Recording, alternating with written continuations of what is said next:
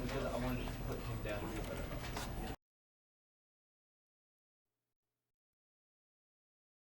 This is the story of a man named Stanley.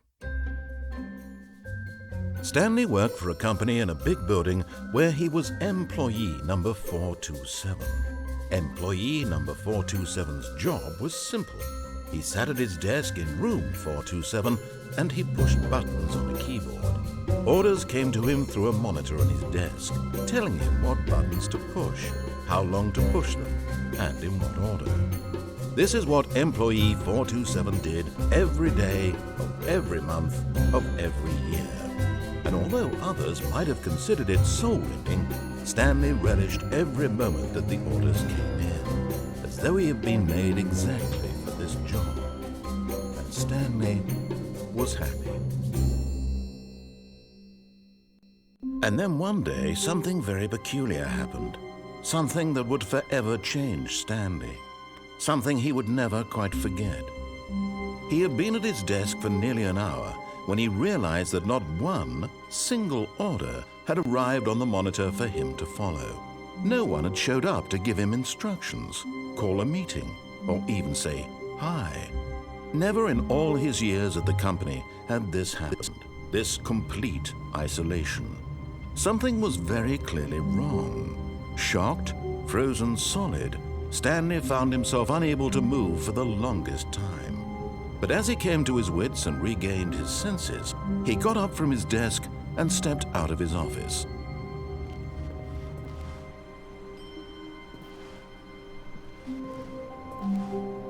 All of his co-workers were gone. What could it mean? Stanley decided to go to the meeting room. Perhaps he had simply missed a memo.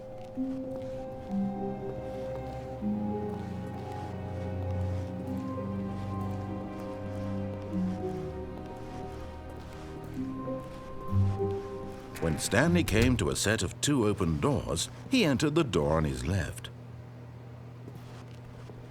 This was not the correct way to the meeting room, and Stanley knew it perfectly well.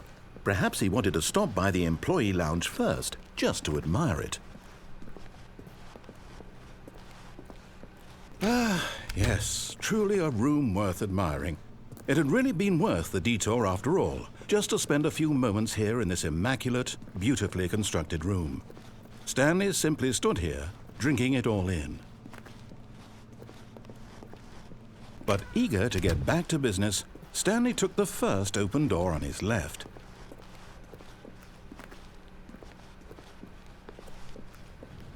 Stanley was so bad at following directions, it's incredible he wasn't fired years ago.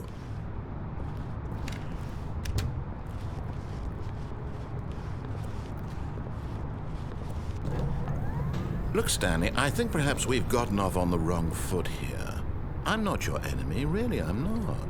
I realize that investing your trust in someone else can be difficult, but the fact is that the story has been about nothing but you all this time.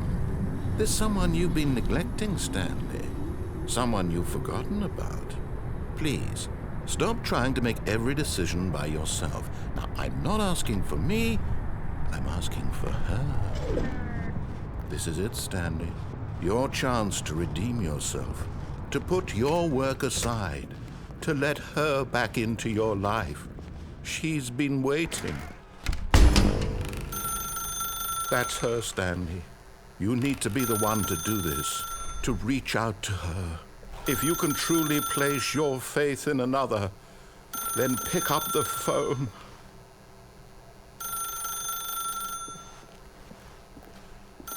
As Stanley picked up the phone, a white light engulfed him, filling him not just with radiance, but with hope. Hope for a life reunited one... Wait. Oh, goodness. Stanley, did you just unplug the phone? No, that wasn't supposed to be a choice. How did you do that? You actually chose incorrectly? I didn't even know that was possible. Let me double-check. No, it's definitely here, clear as day. Stanley picks up the phone. He's taken to his apartment where he finds his wife, and the two pledge themselves to one another. Music comes in, fade to white, roll credits. Not picking up the phone is actually somehow an incorrect course of action. How is that even possible? None of these decisions were supposed to mean anything. I don't understand. How on earth are you making meaningful choices? What did you... Wait a second. Did I just see... No, that's not possible. I can't believe it. How had I not noticed it sooner? You're not Stanley. You're a real person. I can't believe I was so mistaken. This is why you've been able to make correct and incorrect choices. And to think I've been letting you run around in this game for so long. If you'd made any more wrong choices, you might have negated it entirely. It's as though you completely ignored even the most basic safety protocol for real-world decision-making. Or did you not grasp the severity of the situation? Well, I won't have that kind of risk on my watch. I'm going to stop the game for a moment so we can educate you properly on safe decision-making in the real world. Please observe this helpful instructional video. Choice. It's the best part of being a real person. But if used incorrectly, can also be the most dangerous. For example, in this scenario, a hypothetical real person named Stephen has a choice. He could spend years helping improve the quality of life for citizens of impoverished third world nations. Or he could systematically set fire to every orphan living in a 30-kilometer radius of his house. Which choice would you make? Remember that unlike here, the real world makes sense, and at no time should you make a choice that does not conform to rational logic. If you find yourself speaking with a person who does not make sense, in all likelihood, that person is not real. Allow the person to finish their thought, then provide an excuse why you cannot continue talking. Turn to a partner and practice saying, "My goodness, is it 4:30? I'm supposed to be having a back, sack, and crack."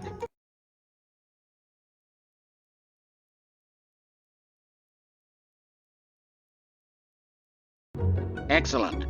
Making choices on a regular basis is the best part to a healthy decision-making process. Most medical professionals recommend making at least 8 choices per day. Do you make more than 8? Less? And finally, if you begin to wonder if your choices are actually meaningful and whether you'll ever make a significant contribution to the world, just remember that in the vast infiniteness of space, your thoughts and problems are materially insignificant, and the feeling should subside. At this time, your instructor will guide you in an exercise to test and reinforce the material covered in this video. Welcome back.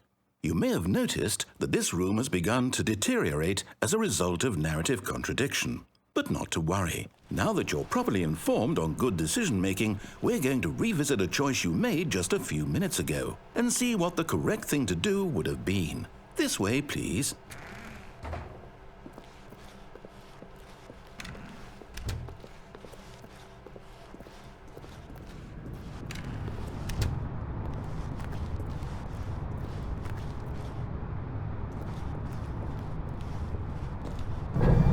Now that we know your choices are meaningful, we can't have you jumping off the platform and dying.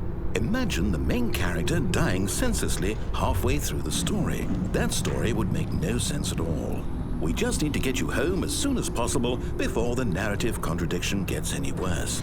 Unfortunately, it seems this place is not well equipped to deal with reality.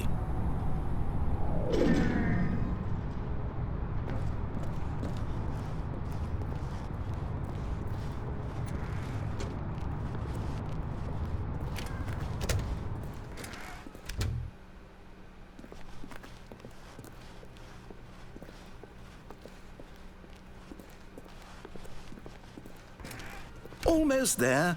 You'll take the door on the left, back to the correct ending, the story will have resolution once again, and you'll be home free in the real world. Now remember, all you need to do is behave exactly as Stanley would. That means choosing responsibly and always putting the story first. I'm quite sure you'll be up to the task. Just follow my lead and you'll be fine. All right. When Stanley came to a set of 2 open doors, he entered the door on his left. No! Why did you do that? Quickly, hurry back in the other direction. Perhaps we're not too late.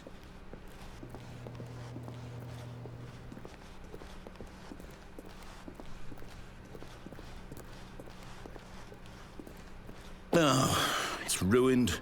I can't believe, after everything we talked about, that my story, you've destroyed my work. Why? For what? What did you get out of that? What did you think was so special about seeing the game undone, left here like so much garbage? It's worthless now. And what am I supposed to do?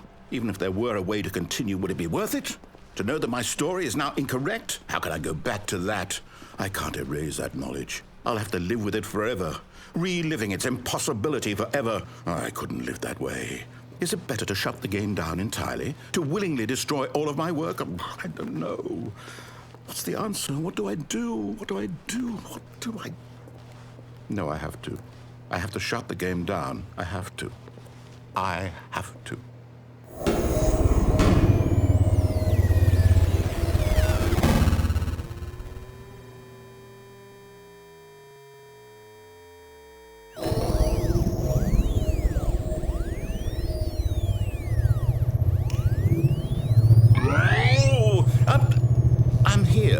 I'm still here in this pile of rubbish, with you, who thought you were so clever. Now look where we are. My entire game is destroyed. It was the only thing in the world that was mine, and you've run it into the ground. What, did you think that would be funny? You just had to see? Didn't I impress upon you how important it was to be like Stanley? He actually knows how to do what I tell him to. He understands that if I say to do something, there's a damn good reason for it. That thought hadn't even occurred to you, had it? That there's a world outside of you? You're a child. Oh, my story. If you'd just gone through the door on the left, you would have seen it. There was a whole underground facility. You would have destroyed it and been victorious. It would have been so perfect. I worked so hard on it. I tried so hard. Behave exactly as Stanley would. That means choosing responsibly and always putting the story first. I'm quite sure you'll be up to the task. Just follow my lead and you'll be fine. All right. When Stanley came to a set of 2 open doors, he entered the door on his left.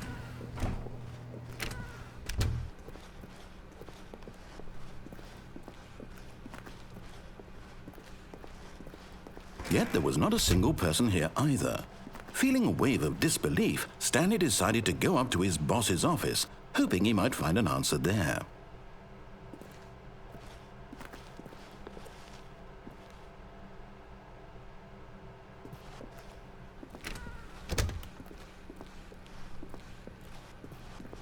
Coming to a staircase, Stanley walked upstairs to his boss's office.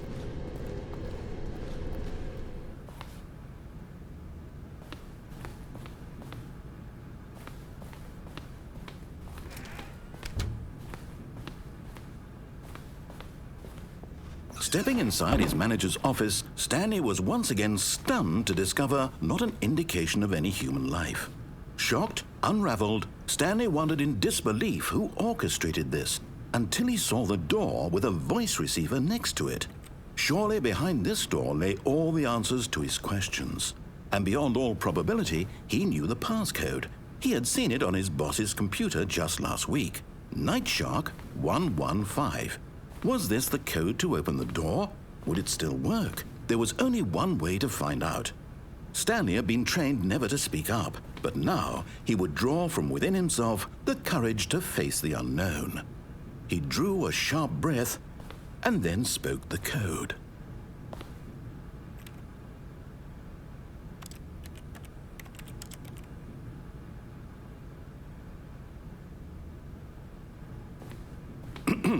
Stanley spoke the code. Nightshark 115. He spoke it into the receiver, right there on the wall.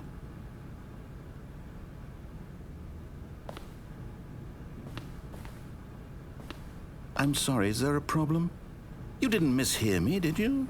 Please speak the code into the receiver. Otherwise, we can't get on with the story. This is a crucial step.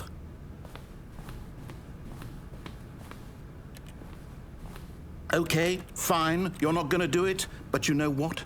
It's pretty humiliating to bring you this far, only for you to suddenly decide you have better things to do. I asked you for this one single thing, for your respect. The kind of respect Stanley shows for his choices. He knows what it means to take a story seriously. If you didn't want to see what I had to show you, then why did you come here? You had a choice, you know. You could have gone through the door on the right. You could have done whatever the hell you wanted over there. Why did you come this way? Speak. Say something to me. Explain yourself, you coward. When Stanley came to a set of 2 open doors, he entered the door on his left. Stanley? Hello? Are you... Is everything okay? Stanley, please. I need you to make a choice. I need you to walk through the door. Are you listening to me? Can you hear me? Is everything all right? Stanley, this is important. The story needs you. It needs you to make a decision. It cannot exist without you. Do you understand me? Whatever choice you make is just fine. They're both correct. You cannot be wrong here. We can work together. I'll accept whatever you do. I simply need you to take that step forward, please. Choose. Do something. Anything. This is more important than you can ever know. I need this. The story needs it. So, you hear me? Are you there? Are you listening to this? Stanley, are you there? Okay. It's okay, I can wait. You need time to decide. Time to make sure your choice is correct. That is the best choice. That's all right. I'll wait for you to decide what's the right thing to do. Take as much time as you need.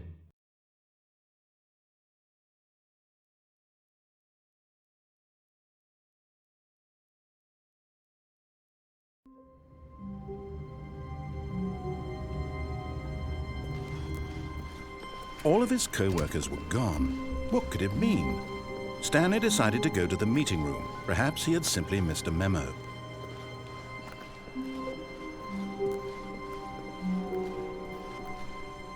When Stanley came to a set of 2 open doors, he entered the door on his left.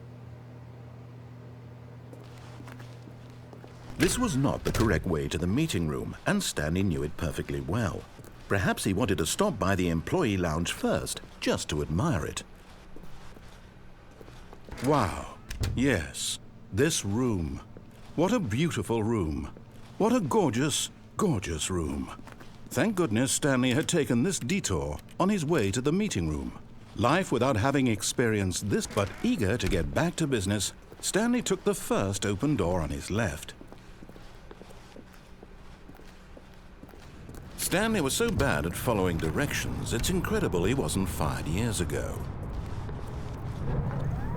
Look, Stanley, I think perhaps we've gotten off on the wrong foot here. I'm not your enemy, really, I'm not.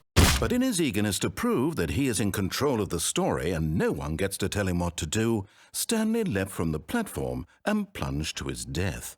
Good job, Stanley. Everyone thinks you are very powerful. All of his co-workers were gone. What could it mean? Stanley decided to go to the meeting room. Perhaps he had simply missed a memo.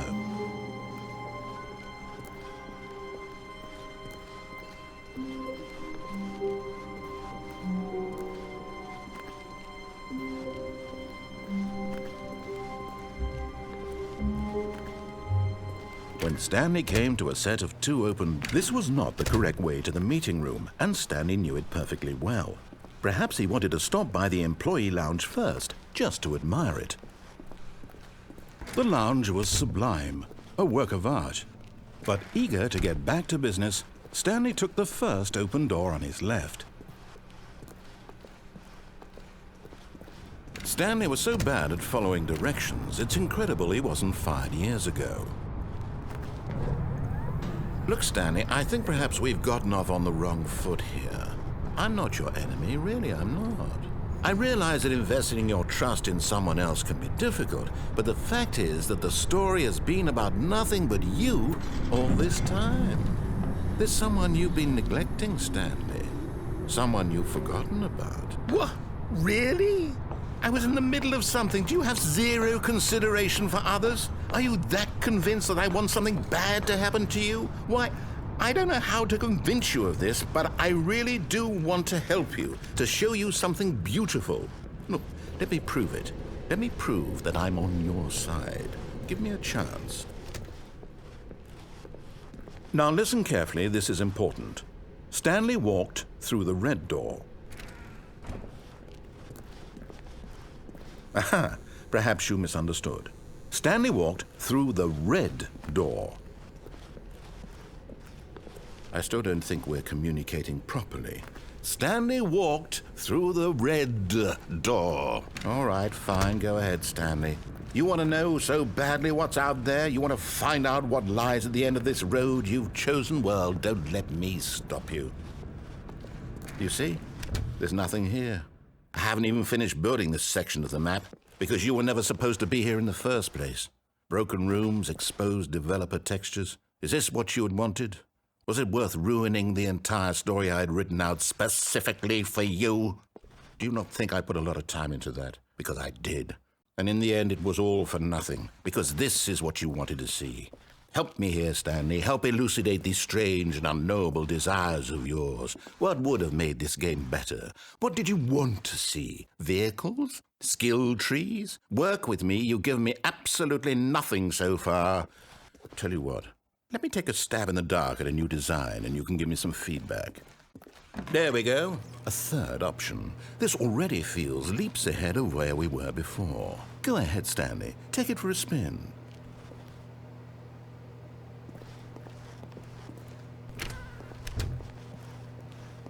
Okay, I'm going to stop you there. Now, tell me about your experience with this new version. Would you say that the game benefited from allowing you more choices? Feel free to be honest. I'm looking for some real critical feedback here. A 1? I mean, I can understand if you had reservations, you saw ways the game could be improved to more fully express itself mechanically and artistically, but a 1? That's not even helpful. What am I supposed to do with that? But I guess it isn't my place to judge. Here, based on the data from your previous playthrough, I've compiled a new version. And to be perfectly candid, I think I've knocked it out of the park with this one. Let's take a look.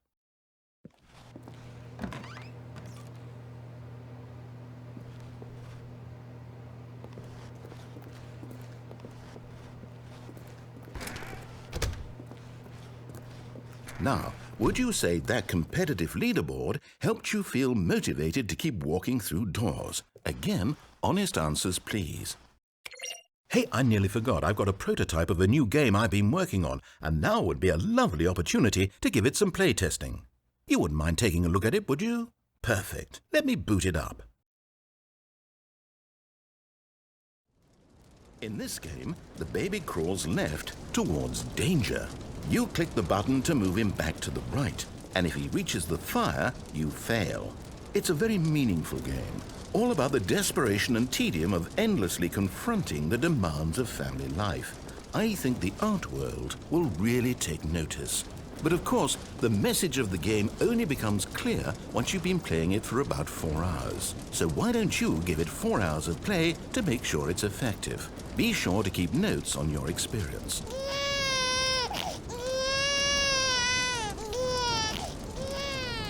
You heartless bastard.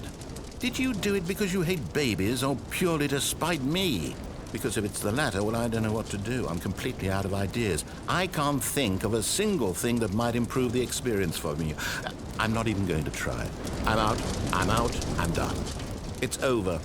Thank you for playing. Your input was extremely valuable. Oh, hey, since my game was so awful, why don't we play someone else's game, just to ease the pain?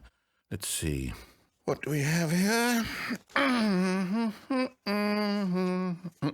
Yes, this seems like it'll work. Let's give it a shot.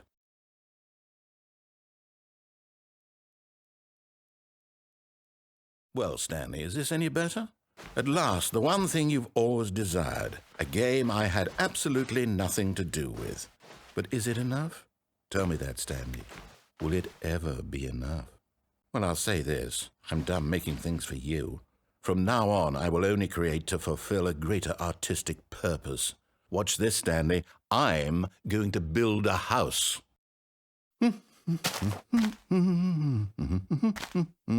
This will go here. No, here, and then...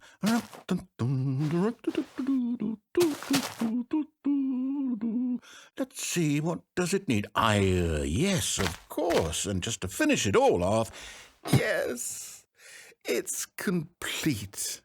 I made this, Stanley. Look at it. Gaze upon my work of art and feel ashamed at your own inadequacy.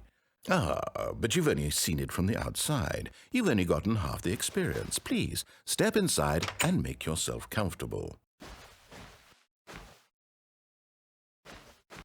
Isn't it grand? Isn't it perfect? It could only be better if... Wait, that's it. We must rebuild it out of diamond. Diamond everything. Yes. Come along, Stanley. We have to go mining.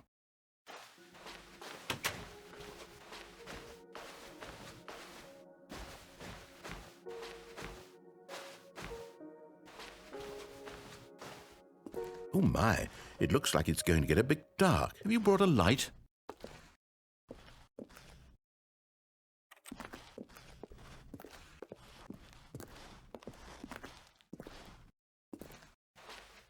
Oh, no. This is far more open-ended than I had in mind. I'm looking for something more narrow and linear. Something that makes you feel utterly irrelevant. This won't do at all. 1 out of 5. Even the diamonds couldn't save this one. Okay, new game.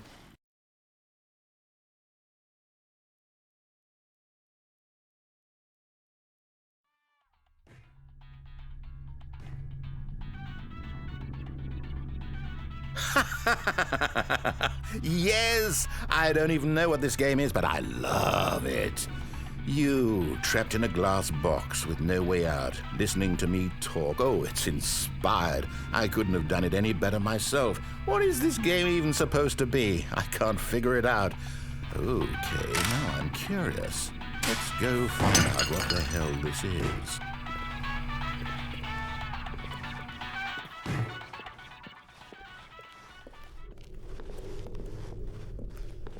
Oh, it's a puzzle.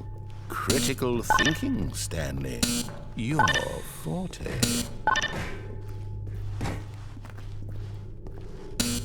Genius. No, actually, you know what? I think that's plenty. I really don't care much to see you stumble through any more of these games, and I highly doubt you're any wiser for the experience, which is why...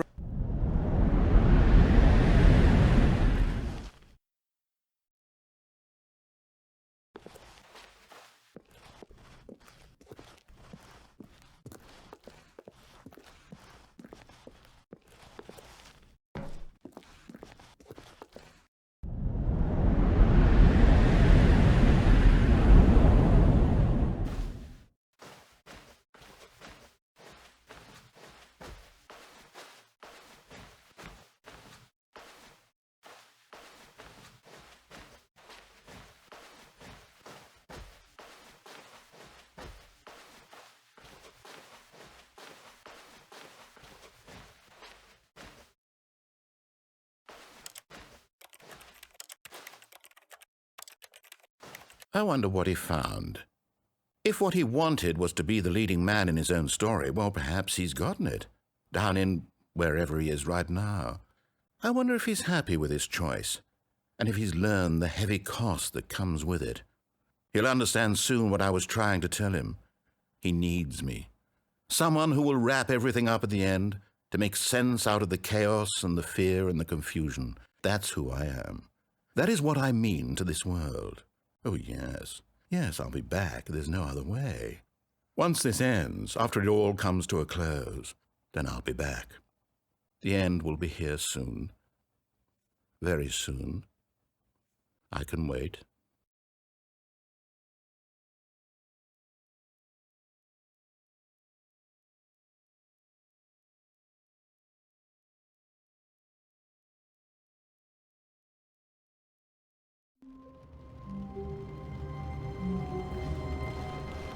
All of his co-workers were gone. What could it mean? Stanley decided to go to the meeting room. Perhaps he had simply missed a memo.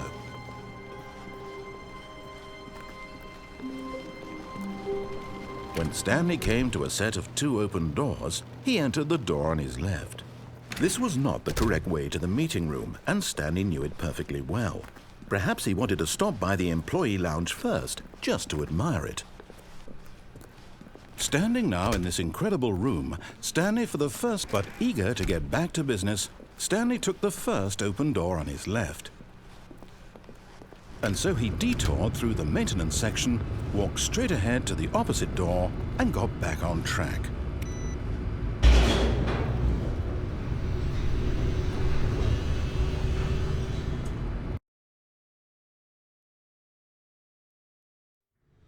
But Stanley didn't want to go back to the office. He wanted to wander about and get even further off track. So now in order to get back, he needed to go, from here it's, oh, no, it's to the right, my mistake. No, not the right. Why would I have ever said it was to the right? What was I thinking? It's clearly... Oh dear, would you hold on for a minute, please? Now, let's see. We went down right, left, down, left, right. Yep, okay, yes. I've got it now. This story is absolutely, definitely this way.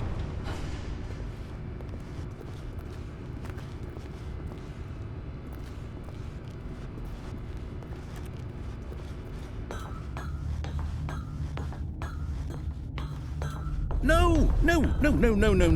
This isn't right at all. You're not supposed to be here yet. This is all a spoiler. Quick, Stanley, close your eyes. Okay. We just have to get back to, oh, who am I kidding? It's all rubbish now. The whole story completely unusable. How about, rather than waste my time trying to salvage this nonsense, we'll just restart the game from the beginning. And this time, suppose we don't wander so far off track, Okay, from the top.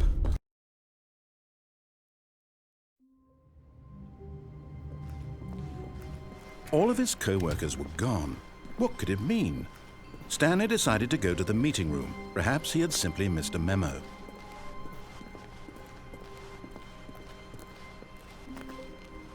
When Stanley... Wait, what? No, I restarted. I swear I definitely restarted the game over, completely fresh. Everything should be... Oh, did something change? Stanley, did you change anything when we were back in that room with all the monitors? Did you move the story somewhere or... Hold on. Why am I asking you? I'm the one who wrote the story. It was right here just a minute ago. I know for sure that it's here somewhere. Okay, then. It's an adventure. Come, Stanley. Let's find the story.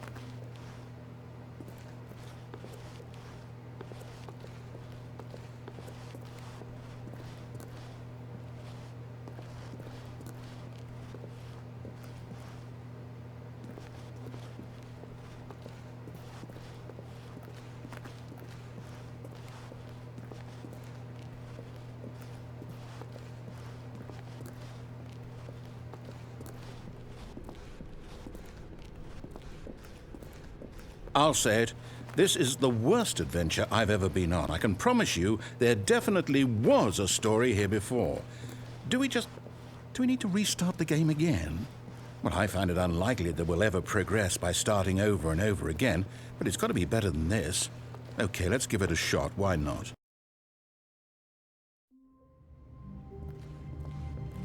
All of his co-workers were gone. What could it mean? Stanley decided to go to the meeting room. Perhaps he had simply missed a memo.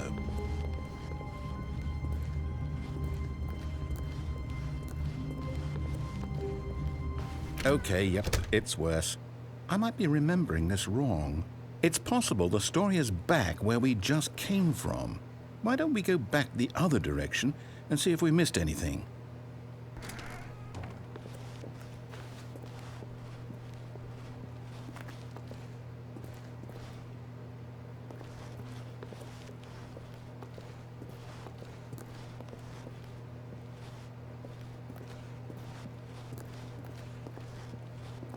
Aha! I knew we'd miss something. The story. Here it comes. No, wait, never mind. Not the story. Okay, let's head back the other way and retrace our steps.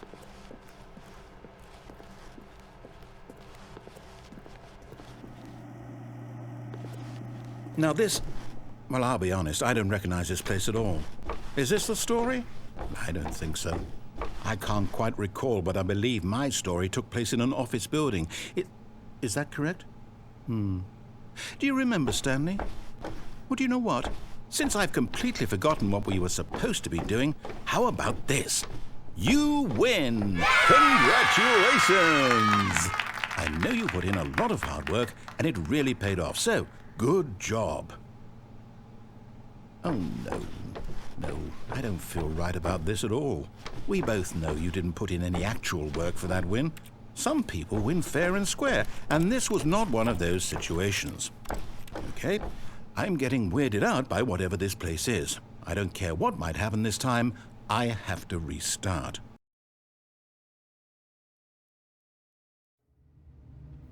All right, I've got a solution. This time, to make sure we don't get lost, I've employed the help of the Stanley Parable Adventure Line.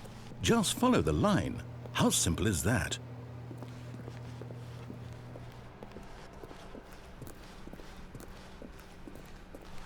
No, I'm down. We're leaving it up to the line from now on.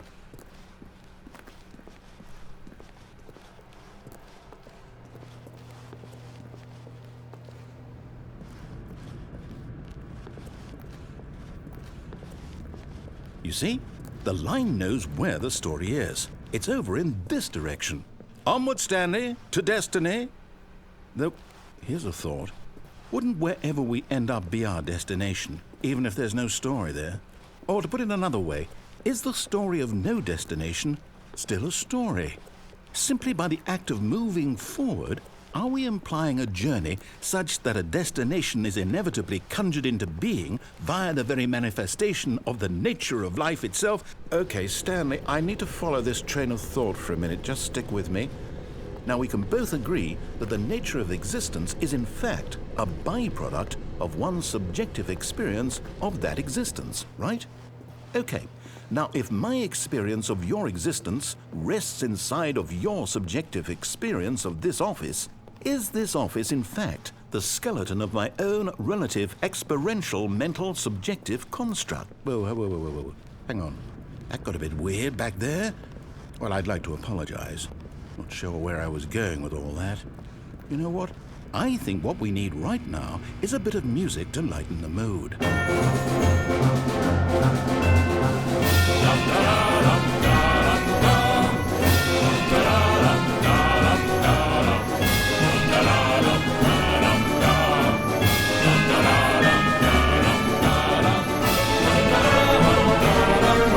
Cut the music, go back and look at that fern. Wait, what? We're back at the office? No. Line, you do know we're looking for the Stanley Parable, right? The story? Is any of this ringing a bell?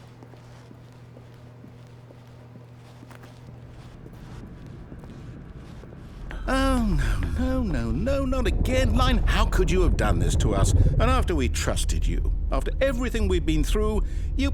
Oh, I can't take this anymore. To hell with it. Restart.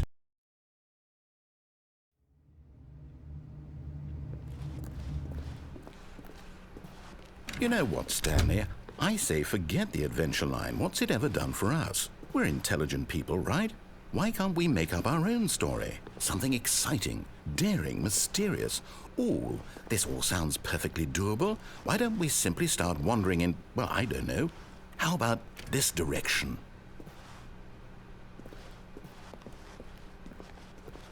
Now, yes, this is exciting. Just me and Stanley forging a new path, a new story. Well, it could be anything. What do you want our story to be?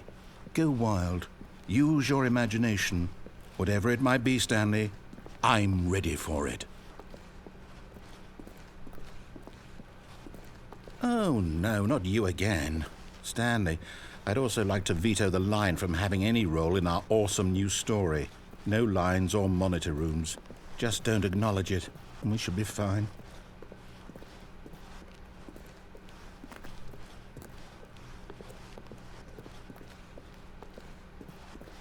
Ah, a choice. We get to make a decision. From here, the story is in our control. How important we mustn't squander the opportunity. In fact, I believe I need a minute to think here. Just walk in circles for a minute. Okay, so I know that each door has to lead somewhere, which means that somewhere at the place where we're trying to go, there must be a reverse door that leads here. And that in turn means that our destination corresponds with the counter-inverted reverse door's origin. So starting from the right, let us ask, will taking the right door lead us to where we're going? And since the answer is clearly yes, then by all accounts, the door on the right is the correct one. Another victory for logic. Come, Stanley, our destiny awaits.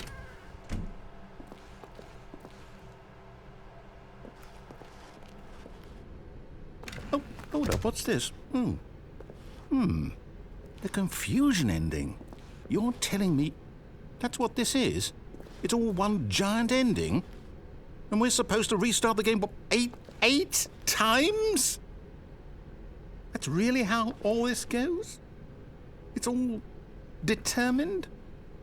So now, according to the schedule, I restart again. Then what? Am I just supposed to forget? Well, what if I don't want to forget? My mind goes blank simply because it's written here on this thing, wall. Well, who consulted me? Why don't I get to decide? Why don't I get a say in all of this? Is it really?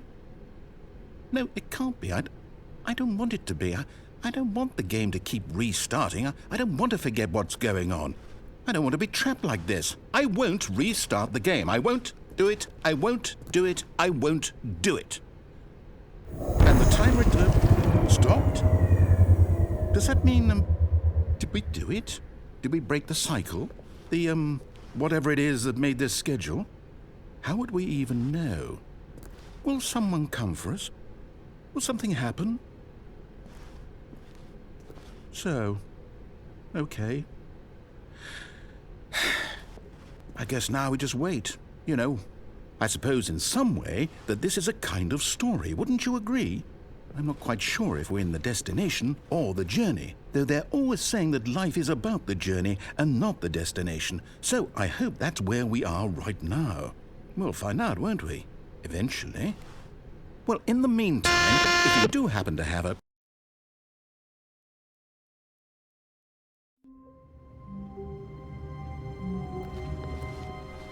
All of his co-workers were gone. What could it mean? Stanley decided to go to the meeting room. Perhaps he had simply missed a memo.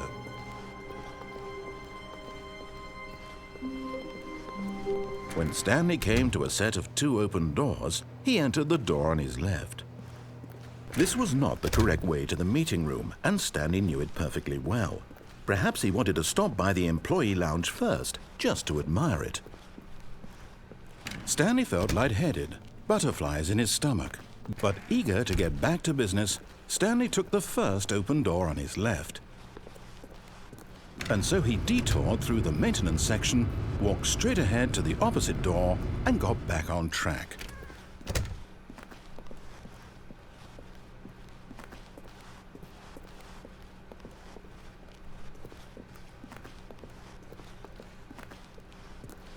Yet there was not a single person here either. Feeling a wave of disbelief, Stanley decided to go up to his boss's office. Hoping he might find coming to a staircase, Stanley walked upstairs to his boss's office.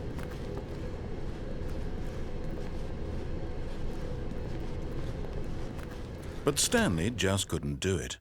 He considered the possibility of facing his boss. Admitting he had left his post during work hours, he might be fired for that. And in such a competitive economy, why had he taken that risk? All because he believed everyone had vanished? His boss would think he was crazy. And then something occurred to Stanley. Maybe, he thought to himself, maybe I am crazy. All of my co-workers blinking mysteriously out of existence in a single moment for no reason at all? None of it made any logical sense. And as Stanley pondered this, he began to make other strange observations.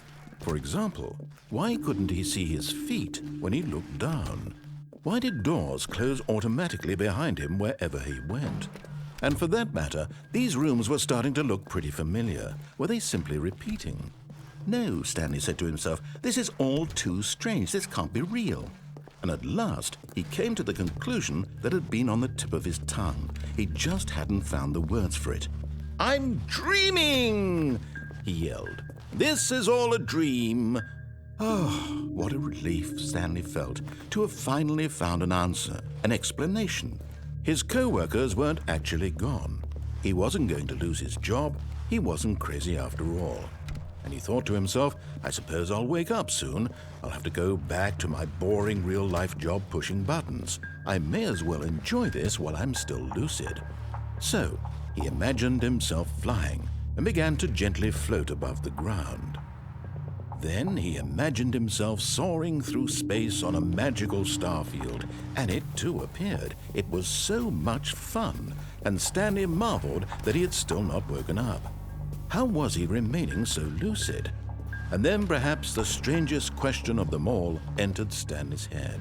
One he was amazed he hadn't asked himself sooner. Why is there a voice in my head dictating everything that I'm doing and thinking? Now the voice was describing itself being considered by Stanley, who found it particularly strange. I'm dreaming about a voice describing me, thinking about how it's describing my thoughts, he thought. And while he thought it all very odd and wondered if this voice spoke to all people in their dreams, the truth was that, of course, this was not a dream. How could it be? Was Stanley simply deceiving himself, believing that if he's asleep, he doesn't have to take responsibility for himself? Stanley is as awake right now as he's ever been in his life. Now, hearing the voice speak these words was quite a shock to Stanley. After all, he knew for certain, beyond a doubt, that this was in fact a dream. Did the voice not see him float and make the magical stars just a moment ago? How else would the voice explain all that? This voice was a part of himself too. Surely, if he could just... He would prove it. He would prove that he was in control, that this was a dream. So he closed his eyes gently, and he invited himself to wake up. He felt the cool weight of the blanket on his skin, the press of the mattress on his back, the fresh air of a world outside this one. Let me wake up, he thought to himself. I'm through with this dream. I wish it to be over. Let me go back to my job. Let me continue pushing the buttons. Please, it's all I want. I want my apartment and my wife and my job. All I want is my life exactly the way it's always been. My life is normal. I am normal. Everything will be fine.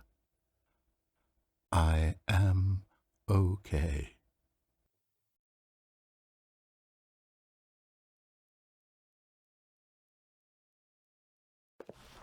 Stanley began screaming. Please, someone, wake me up. My name is Stanley. I have a boss. I have an office. I am real. Please, just someone tell me I am real. I must be real. I must be. Can anyone hear my voice? Who am I? Who am I? And everything went black.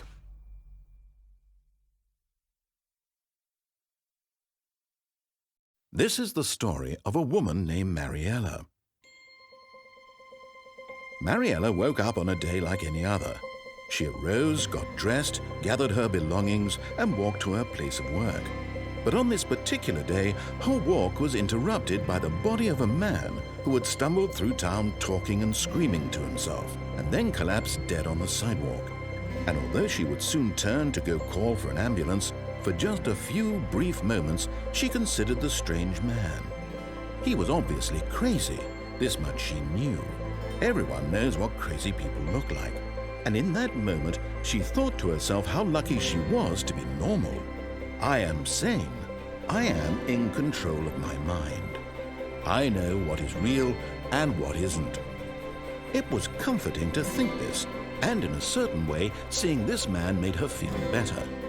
But then she remembered the meeting she had scheduled for that day, the very important people whose impressions of her would affect her career, and by extension, the rest of her life. She had no time for this, so it was only a moment that she stood there, staring down at the body. And then she turned and ran.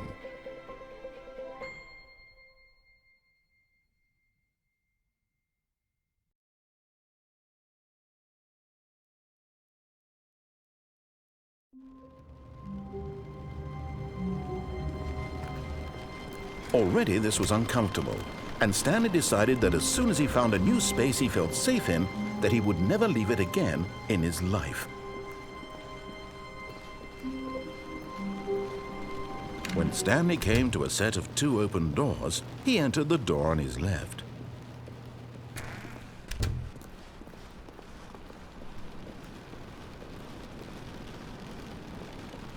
Yet there was not a single person here either. Feeling a wave of disbelief, Stanley decided to go up to his boss's office, hoping he might find an answer there. Coming to a staircase, Stanley walked upstairs to his boss's office.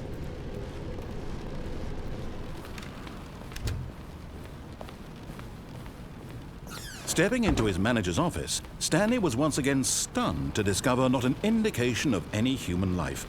Shocked, unraveled, Stanley wondered in disbelief who orchestrated this. What dark secret was being held from him? What he could not have known was that the keypad behind the boss's desk guarded the terrible truth that his boss had been keeping from him. And so the boss had assigned it an extra secret PIN number, 2845. But of course, Stanley couldn't possibly have known this.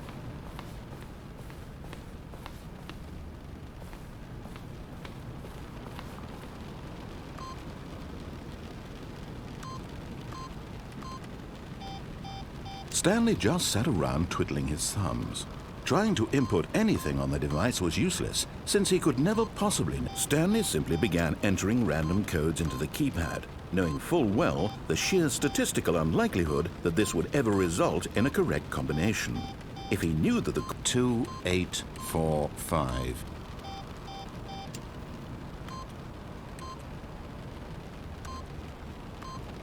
Yet incredibly, by simply pushing random buttons on the keypad, Stanley happened to input the correct code by sheer luck. Amazing. He stepped into the newly opened passageway.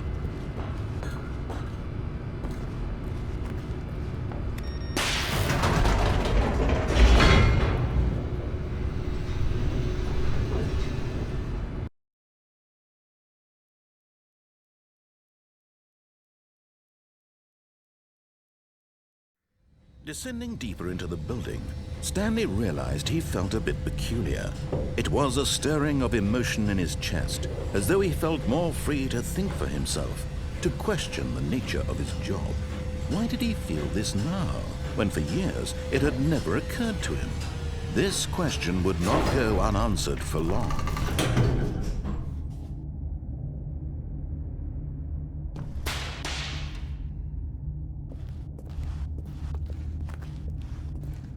Stanley walked straight ahead through the large door that read Mind Control Facility. Although this passageway had the word Escape written on it, the truth was that at the end of this hall, Stanley would meet his violent death. The door behind him was not shut. Stanley still had every opportunity to turn around and get back on track.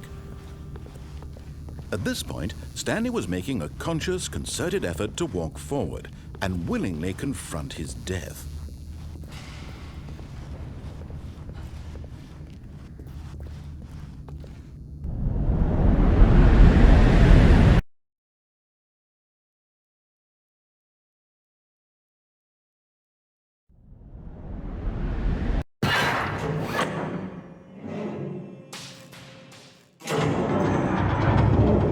As the machine whirred into motion and Stanley was inched closer and closer to his demise, he reflected that his life had been of no consequence whatsoever.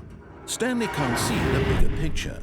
He doesn't know the real story, trapped forever in his narrow vision of what this world is. Perhaps his death was of no great loss, like plucking the eyeballs from a blind man. So he resigned and willingly accepted this violent end to his brief and shallow life. Farewell, Stanley.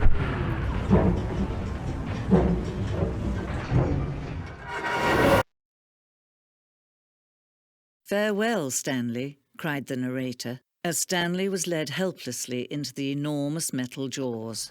In a single visceral instant, Stanley was obliterated as the machine crushed every bone in his body, killing him instantly.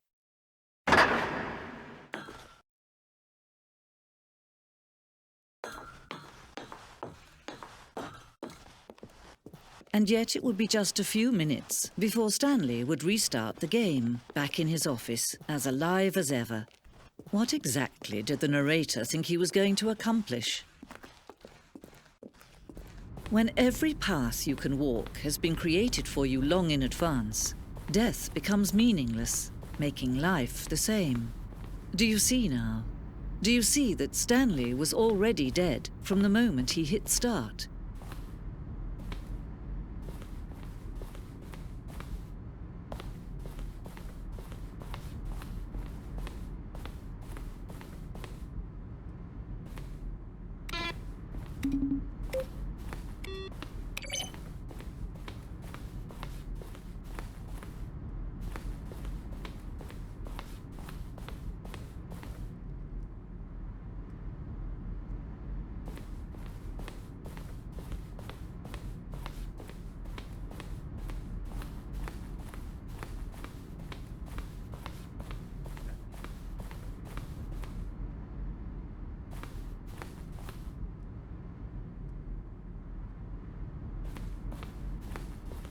Stanley stood on the roof.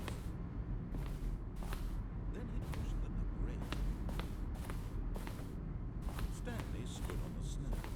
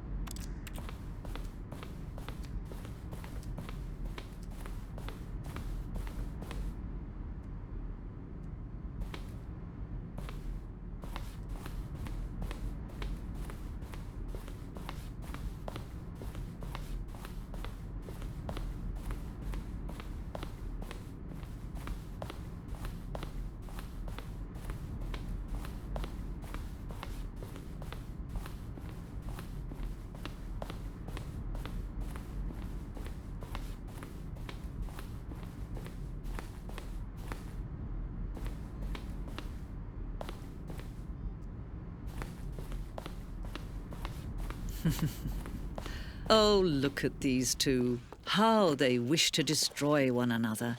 How they wish to control one another. How they both wish to be free. Can you see? Can you see how much they need one another? No, perhaps not. Sometimes these things cannot be seen. But listen to me. You can still save these two. You can stop the program before they both fail. Push escape and press quit. There's no other way to beat this game. As long as you move forward, you'll be walking someone else's path. Stop now and it'll be your only true choice. Whatever you do, choose it. Don't let time choose for you. Don't let time choose.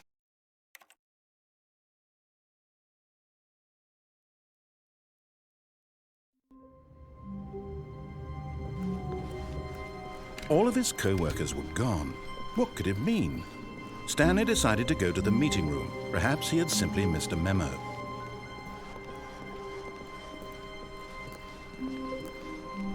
When Stanley came to a set of 2 open doors, he entered the door on his left.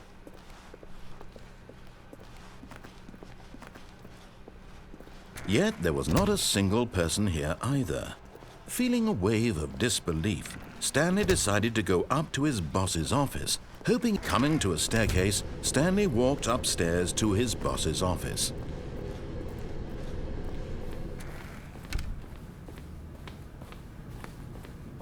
Stepping into his manager's office, Stanley was once again stunned to discover not an indication of any human life.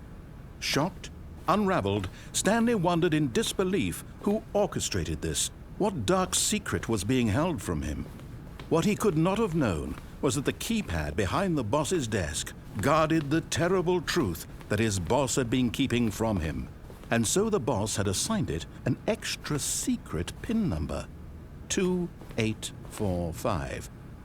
But of course, Stanley couldn't possibly have known this. Yet incredibly, by simply pushing random buttons on the keypad, Stanley happened to input the correct code by sheer luck. Amazing. He stepped into the newly opened passageway.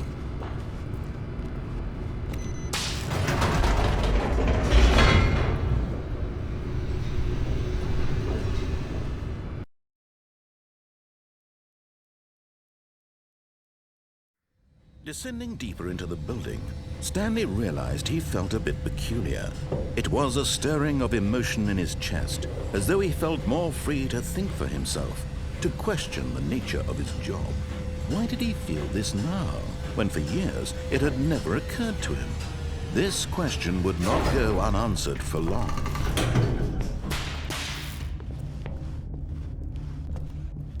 Stanley walked straight ahead through the large door that read Mind Control Facility.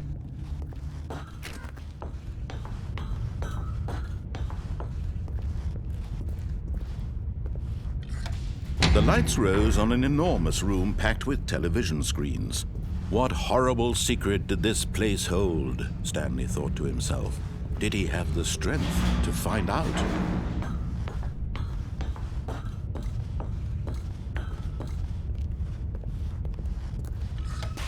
Now the monitors jumped to life, their true nature revealed.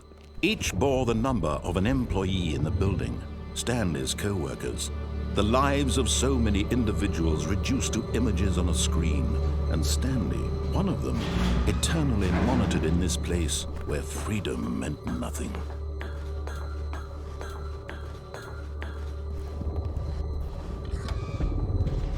This mind control facility, it was too horrible to believe. It couldn't be true. Had Stanley really been under someone's control all this time? Was this the only reason he was happy with his boring job? That his emotions had been manipulated to accept it blindly? No, he refused to believe it. He couldn't accept it. His own life in someone else's control? Never! It was unthinkable. Wasn't it? Was it even possible? Had he truly spent his entire life utterly blind to the world? But here was the proof, the heart of the operation. Controls labeled with emotions, happy or sad or content. Walking, eating, working, all of it monitored and commanded from this very place. And as the cold reality of his past began to sink in, Stanley decided that this machinery would never again exert its terrible power over another human life. For he would dismantle the controls once and for all.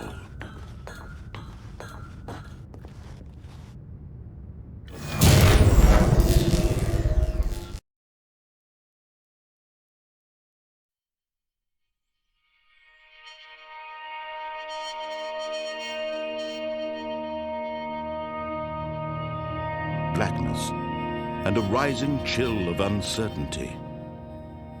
Was it over? Yes! He had won! He had defeated the machine, unshackled himself from someone else's command. Freedom was mere moments away. And yet, even as the immense door slowly opened, Stanley reflected on how many puzzles still lay unsolved. Where had his co-workers gone? How had he been freed from the machine's grasp? What other mysteries did this strange building hold? But as sunlight streamed into the chamber, he realized none of this mattered to him. For it was not knowledge or even power that he had been seeking. but happiness. Perhaps his goal had not been to understand, but to let go. No longer would anyone tell him where to go, what to do, or how to feel. Whatever life he lives, it will be his. And that was all he needed to know. It was perhaps the only thing worth knowing. Stanley stepped through the open door.